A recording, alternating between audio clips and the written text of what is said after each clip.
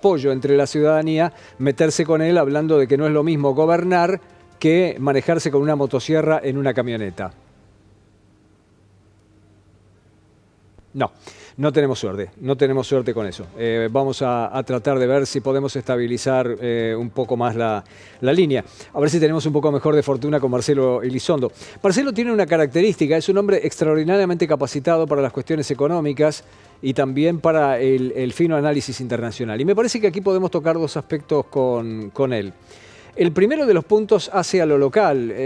Fernando Marul, hace unas pocas horas atrás, señalaba que tenía muchas miradas desde el punto de vista económico esta jornada de protesta de la Confederación General del Trabajo, así como los pasos que se estaban dando en el Congreso, pero por lo pronto le cuesta al país hoy 1.500 millones de dólares en un país con reservas negativas.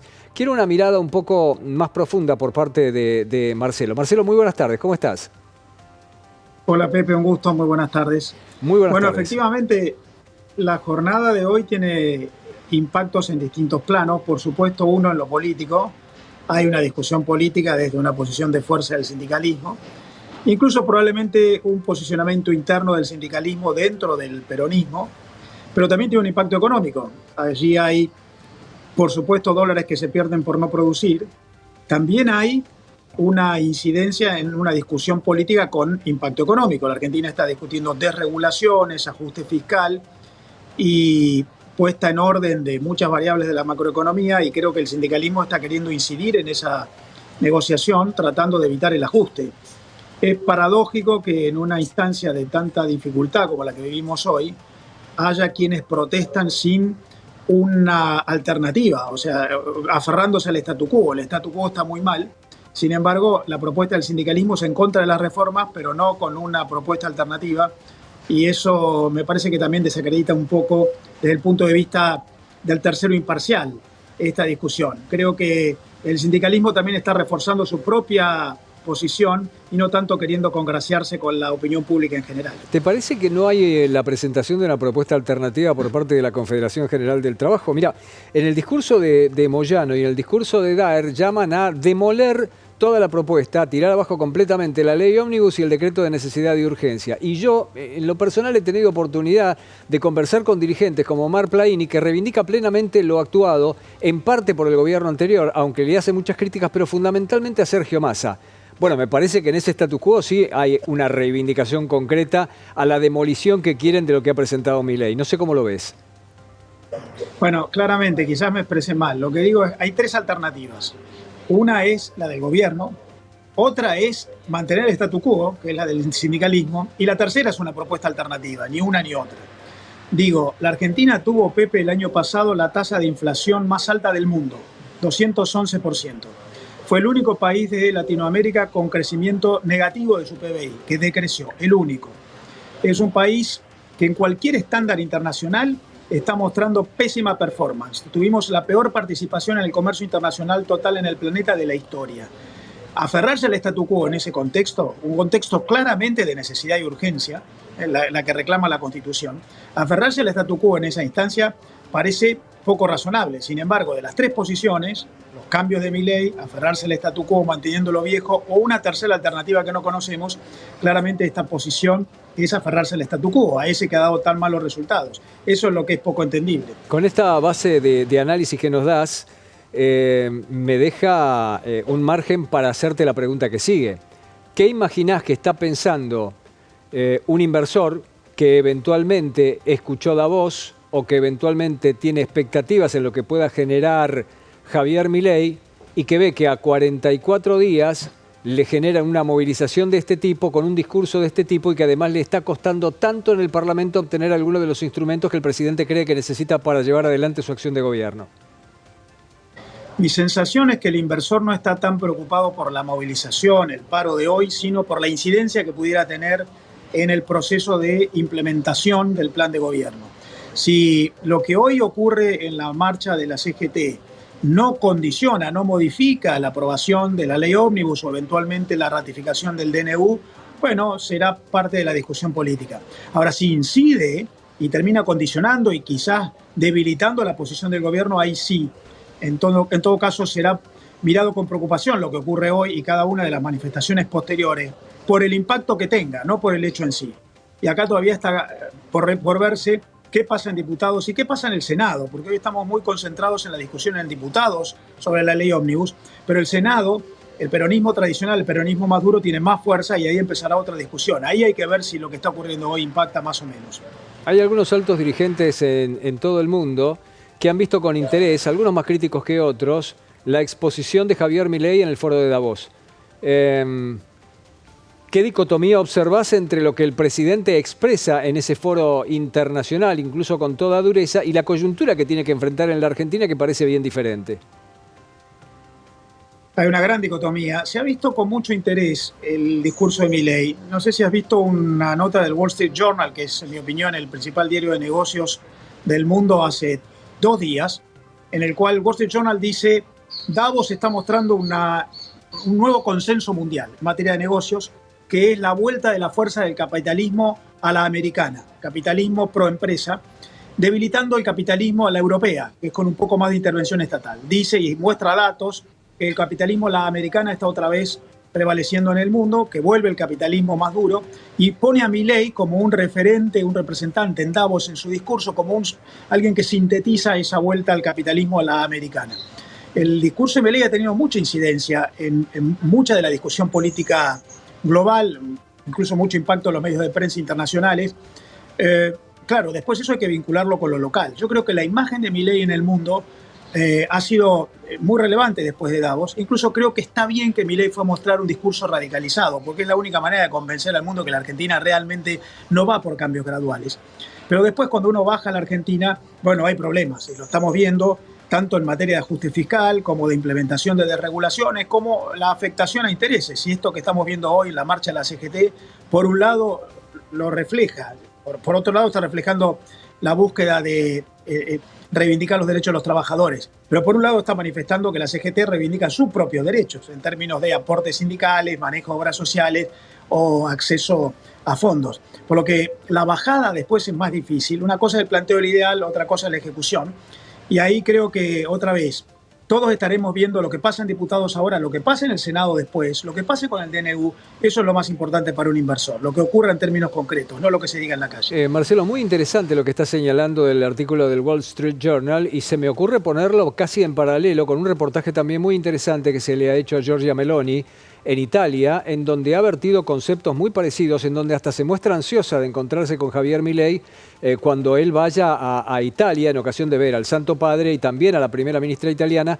Esto va a ser para el momento en que vaya a Israel. Y aquí quiero detenerme en este punto. Un momento sumamente delicado para una visita a Israel, que si bien ya la quería hacer antes, incluso cuando había sido presidente electo, no lo aconsejaban las circunstancias. Ahora va en un momento muy caliente para Medio Oriente. ¿Cómo analizás esa visita? Bueno, por un lado, yo creo que Milei está haciendo esfuerzos para que el mundo entienda su posicionamiento político. Los hizo, si te acordás, Pepe, en el día de su asunción. Las deferencias que tuvo Milei para con Volodymyr Zelensky, dándole más tiempo que a nadie, más gestos que a nadie, un obsequio que a nadie le dio, están marcando que Milei usa su posicionamiento internacional, su alianza con los Estados Unidos, su apoyo al ingreso de la Argentina en la OCDE, luego el impulso al acuerdo entre la Unión Europea y Mercosur, que está volviendo a discutirse en estos propios días, y ahora el viaje a Israel. Me parece que lo está usando todo como modo de graficar. Milei es un experto en enviar señales a través de símbolos gestuales, su posicionamiento. Y su posicionamiento es geoestratégico, pero también es económico. Milei quiere que la economía de la Argentina se vuelva a vincular con las democracias capitalistas occidentales y utiliza todo este tipo de símbolos para vincular lo geopolítico, lo económico y su alineamiento incluso personal. Claramente Milei quiere ocupar un lugar en el espacio del mundo en el cual hay líderes de centro derecha que están buscando contenido y liderazgo. ¿Y qué podría aportar Israel en esa búsqueda que está llevando adelante Javier Milei, además de una sociedad estratégica que el presidente ha dicho claramente incluso de que era candidato, de alinearse con Occidente, fundamentalmente con Estados Unidos e Israel? ¿Qué le puede aportar Israel desde el punto económico de las inversiones? Y supongo yo, Marcelo, corregime si me equivoco, también desde lo tecnológico, ¿no? Bueno, yo creo que hay varios puntos en Israel. En primer lugar, el aporte tecnológico potencial. Argentina es un país muy retrasado tecnológicamente después de muchos años de errores económicos. Por poco que aporte Israel, es un país de altísima calificación y allí puede aportar muchísimo, por ejemplo, en materia de economía del conocimiento o de algunas áreas especializadas, el aprovechamiento de la gestión de las aguas, por lo que creo que Israel puede aportar algo en términos tecnológicos. En segundo lugar, Israel puede generar un impacto externo, que es el fortalecimiento de la relación de la Argentina con Occidente, como Zelensky. La verdad es que aportan más por lo que significan para los demás que por ellos mismos. Por lo que también el posicionamiento de la Argentina al lado de Israel es el posicionamiento de Argentina en un momento de conflicto al lado de las democracias capitalistas occidentales. Es un gesto y hoy en política esas cosas valen. En tercer lugar, Pepe, está lo personal. Claramente, Milei, por un lado, quiere codearse con los líderes de derecha del mundo y Netanyahu es uno, y tiene incluso algunas inquietudes espirituales que para él son simbólicas. En los líderes políticos, lo personal, lo simbólico, el alineamiento ideológico, sus propios valores, todos están mezclados y acá hay impactos económicos, geopolíticos y también personales. Marcelo, si me das un minuto más, quisiera, ya que estamos hablando de la región y en este caso la relación con la República Argentina y demás, Estados Unidos y Gran Bretaña, pese a haber atacado Yemen en 2 ocasiones y haber provocado, al parecer, un daño significativo, no puede parar los ataques sobre el Mar Rojo. Y sobre el Mar Rojo circula una gran cantidad, un porcentaje muy interesante del comercio internacional. No es el más importante del mundo, pero está provocando inconvenientes muy severos. ¿Vos crees que terminará afectando la economía mundial? Bueno, si persiste el conflicto, sí. Por el Mar Rojo pasa, según cada año, entre el 12 y el 15% de todo el comercio internacional planetario, pero además vincula a Asia con Europa. Y Asia con Europa no es solamente lo que se pueda medir en dólares, hay aproximadamente 3 billones de dólares, billones con B larga, trillions en inglés, de comercio que circula por allí. Pero además hay calidad, hay microchips que vienen de Asia, o energía y petróleo, o partes para el ensamblado industrial. Pensá, Pepe, que la fábrica Tesla de autos eléctricos en Alemania ha interrumpido su actividad en este momento porque no accede a partes que vienen de Asia. Por lo que ahí hay, si se extiende en el tiempo, un conflicto económico posterior. Además de que se puede interrumpir el tránsito, ya no más porque se desvíe, hay un impacto. Hoy muchos buques están decidiendo ir por el sur de África. Esto suma 7 días al viaje promedio, aproximadamente $1 millón de incremento de costo en combustible por barco. Estamos hablando de costos mayores en seguros. Estamos hablando de atrasos en los puertos, que cuando un buque llega tarde empiezan a tener efectos cuello de botella. Esto es gasto en logística, por lo que afecta a la economía del mundo. Si se detiene rápido la irregularidad, pues bien, no habrá sido tanto. Pero si no se detiene rápido, esto puede generar incremento de costos, atraso, quizás desabastecimiento. Las cadenas globales de valor y en el mundo trabajan con mecanismos de relojería y no pueden permitirse muchos desbarajustes como este. Marcelo, permitime volver por un instante a lo que liga a la región con la República Argentina y lo ensamblo en el viaje de Javier Milei. ¿Pensás que como gesto de impacto antes de viajar a Israel podría ser un reconocimiento explícito internacional de Hamás como un grupo terrorista y criminal? Punto 1. Y segundo, ¿crees que en Israel puede anunciar que Argentina pudiera trasladar su embajada a Jerusalén? Bueno, la embajada en Jerusalén fue una propuesta del propio Milei cuando era candidato, que anticipó que de ser presidente iba a trasladar la embajada a Jerusalén.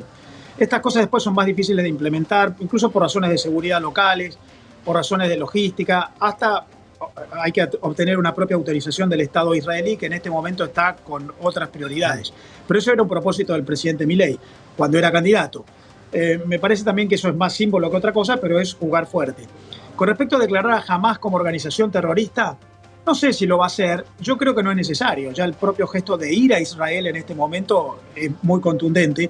Hay que entender, Pepe, que la Argentina es muy vulnerable. Es un país que ha tenido ataques terroristas contra objetivos israelíes, los 2 más célebres de la Embajada y la AMIA, y después muchos actos violentos colaterales, la propia muerte del fiscal Nisman, sobre lo cual se sabe poco, o menos de lo que deberíamos, por lo que a veces estas declaraciones después tienen algún impacto y los países se cuidan de no ir tan lejos como la asunción de riesgos que después no puedan cubrir.